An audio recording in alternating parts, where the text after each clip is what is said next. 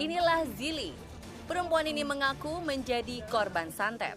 Sehari-harinya, Dara cantik 22 tahun ini bekerja sebagai model dan artis figuran. Peristiwa terkena santet ini sendiri terjadi pada 2016 silam.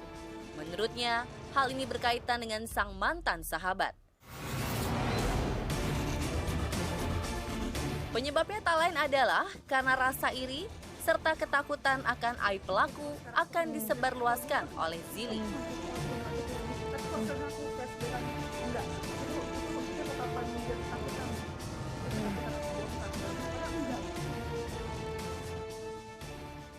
Awalnya itu di tahun 2012, aku mempunyai seorang sahabat. Dia bisa disebut hamil di luar nikah. Aku pinjam handphone dia. Dan di handphone dia tuh ada bekas history, dia ketik pil aborsi murah.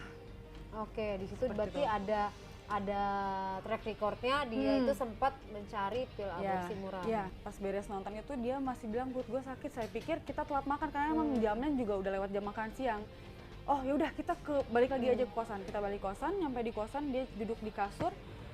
Nggak lama setelah itu dia loncat ke karpet di bawah dan keluarlah darah dia semua. Aku di situ cuma panik kayak, wah apa nih?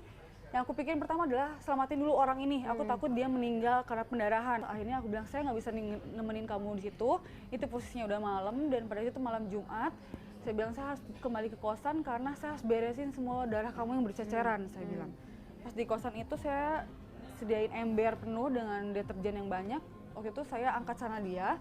Saya niatnya mau rendam itu celana, saya angkat, tapi malah brut dari celana dia kan straight gitu ya. Jadi celana itu keluar jabang bayi sebesar tangan saya, itu udah ada 2 tangan, 2 kaki, udah gini posisinya. Terus saya cuma jongkok, saya ambil bayi itu seperti ini di bawah, terus saya jongkok, saya cuma nangis. Maafin tante, nah tante gak maksud. Dan bukan gak maksud, tante nggak mau sebenarnya kamu dikeluarin, tapi tante juga nggak tahu kamu bakal dikeluarin gitu. Nah, habis itu kamu kuburin? Aku kuburin. Kuburinnya di mana? Ada di lahan kosong gitu. Di tempat kos-kosan itu? Iya.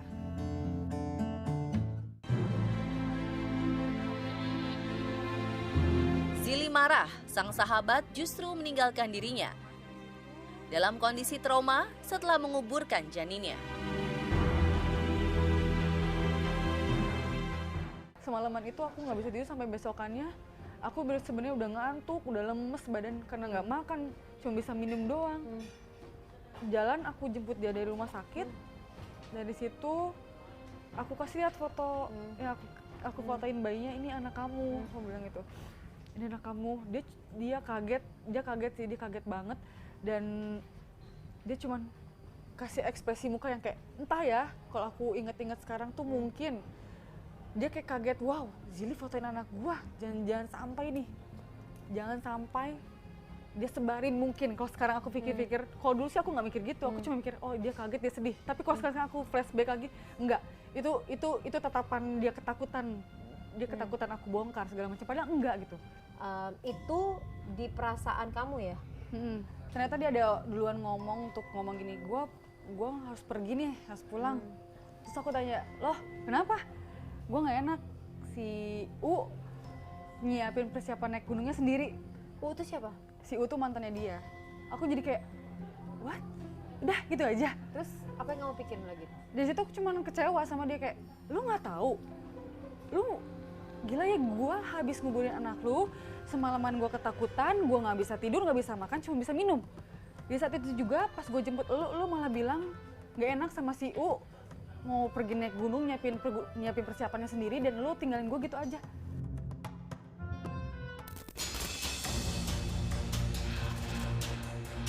Harus mengubur janin penuh darah, rasa bersalah dan gelisah selalu menghantui Zili setiap malam.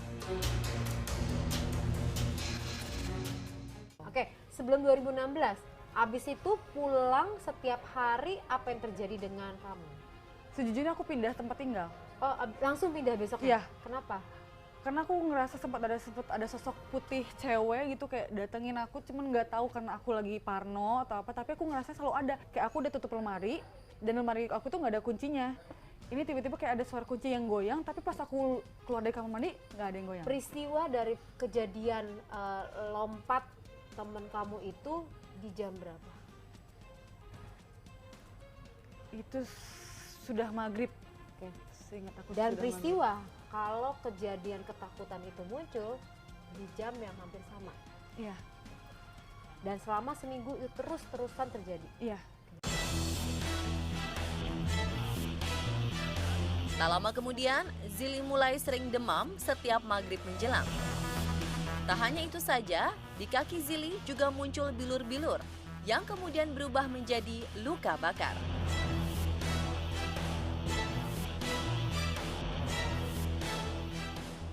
Mulai merasakan keanehan tuh kapan? Akhir 2016. Terus seperti apa? Karena udah pisah jauh sama dia, tapi beberapa kali dia sempat main ke unitku. Itu ada dia sempat masuk kamarku karena dia sempat ada nitip emas dia di aku. Mana emasnya, mau dibawa pulang, katanya. Oh ya udah, ini aku kasih. Terus dia gini, sempat tangannya tuh gini ke kasur. Terus pas dia udah keluar, kok bilang kok ini ada tanah-tanah gini. Cuma aku mikirnya mungkin masih debu karena aku baru pindahan juga kan. Terus udah gitu ada satu sahabatku yang jadi deket sama dia. Itu juga pada saat itu hari yang sama main sama dia juga ke unitku yang dia habis giniin. Si sahabat aku itu dia bawa air minum, si air minum itu pura-pura ditumpahin gitu. Dan yang ngelapin, udah nggak apa-apa. Itu pas main berikutnya? Iya, udah nggak apa-apa, aku aja ngelapin. Ternyata itu mungkin air yang udah didoa-doain kali ya. Terus ada satu lagi, itu rambutku waktu itu kan rambutku emang panjang Kak. Dia gini, ih bagus banget sih Bu rambutnya. Terus kerasa kayak kecabut. Apa yang kamu rasakan? Lemas, pusing, terus kadang nggak bisa duduk. Kadang bisa duduk tapi sakit. Terus kalau berdiri pun telapak kakiku tuh kayak ada yang nusuk-nusukin semuanya. Terus aku ini semua merah-merah. Pertama awalnya merah dulu, itu sakitnya. Ada fotonya nggak? Ada. Itu dari merah itu agak lama juga prosesnya sampai melendung sampai benjol. Nah, dari setelah banyak melendung itu lama-lama kakiku seperti kebakar. Bentar. Nih. Kebakar ini sampai Ya, melepuh. ya? Oke. Ini terus ini tuh sampai hitam kayak gini. Dan padahal nggak kena apa-apa gitu. Ini melepuh ya? Ya. Iya. Ini ada lagi kakiku yang di telapak kaki. Oke, terus?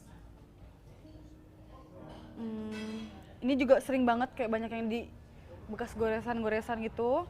Ini sampai bengkak lagi kayak gini, merah. Semuanya panas, satu gini tuh panas banget.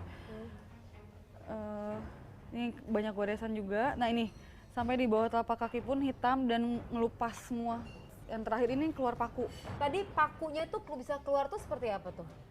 Pas aku pulang Rukiah, gak lama aku mandi besar itu aku kerasa kayak pas lagi gitu kan aku jongkok ya. Pas lagi gitu kerasa ada yang kena sini, terus pas aku melek matanya, kok bukan paku sih, jarum pentul, sorry. Jarum pentul. Ya, Jarum bukan pentul. paku ya? Bukan paku. Jarum pentul. Kata aku, loh kok ini aku, dan sedangkan di tempatku nggak ada yang pakai kerudung dan aku nggak punya jarum pentul gitu. Itu jatuh Di lantai dan itu udah berkarat. Udah berkarat Udah ya? berkarat. Oke, kemudian itu jatuh ya? Jatuh. Jarum pentulnya itu. Terus aku cuma bilang ini ada jarum jatuh. Aku ngerasa soalnya langsung gini nggak mungkin kan dari atas tuh nggak ada apa-apa, bersih gitu. Pas begitu aku beres keringin rambut, aku ngerasa ada sakit lagi di kepalaku. Pas aku minta tolong dong liatin. Akhirnya aku rekam ya, inilah videonya ini.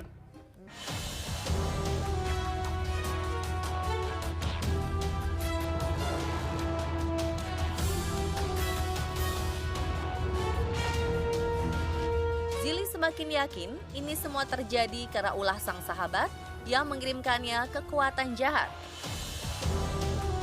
Hal ini didasari karena Zili kerap memimpikan sang sahabat tengah menyiksa dirinya.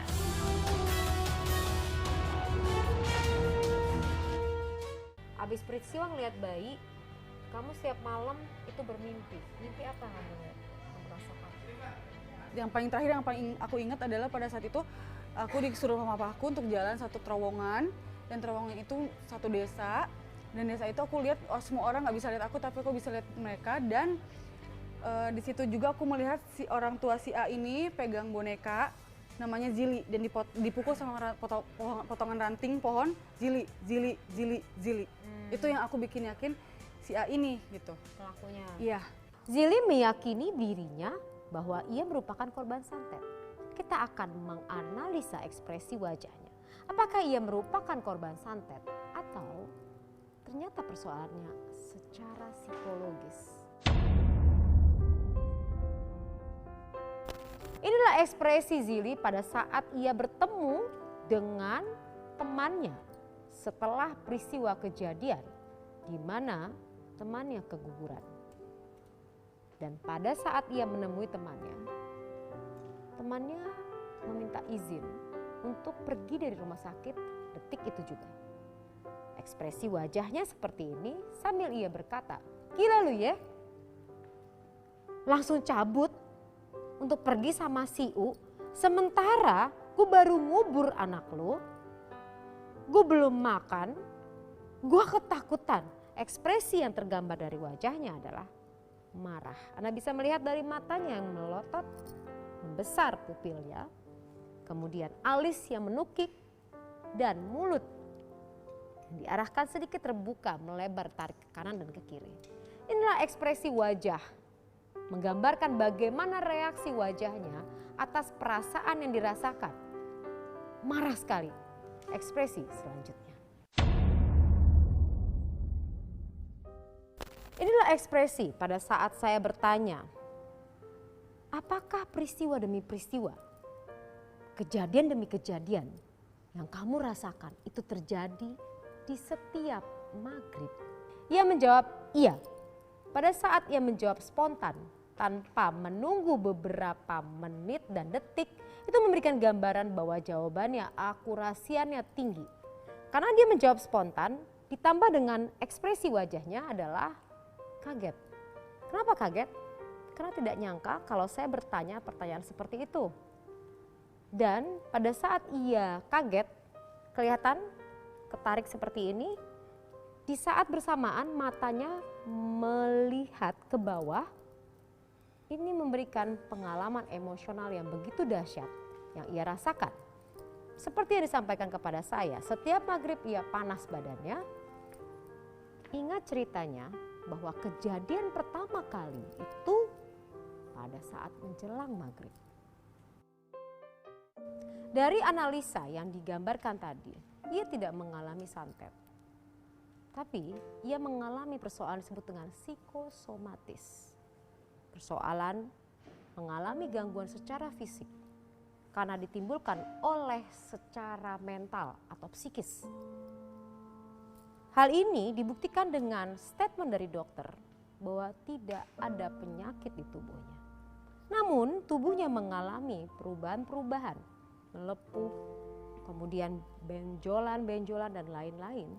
Itu dikarenakan bahwa dirinya tidak bisa mengelola imunitas tubuhnya karena fokus dan konsentrasi terhadap ketakutannya itu. Apa yang akan saya ungkap selanjutnya? Saksikan The Spot Reveal berikutnya.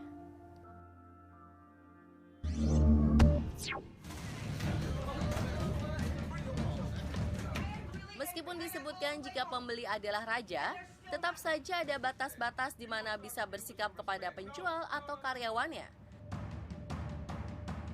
Jangan sampai aksi kekerasan terjadi hanya karena hal sepele, seperti yang terjadi di kota Medan belum lama ini. Pelayan tempat makan ini harus menderita luka di kepala karena dilempar mangkok oleh customernya. Sementara itu ada juga karyawan toko yang harus menderita luka akibat anarkisme pengunjung. Simak update infonya setelah jeda berikut, tetap di On The Spot.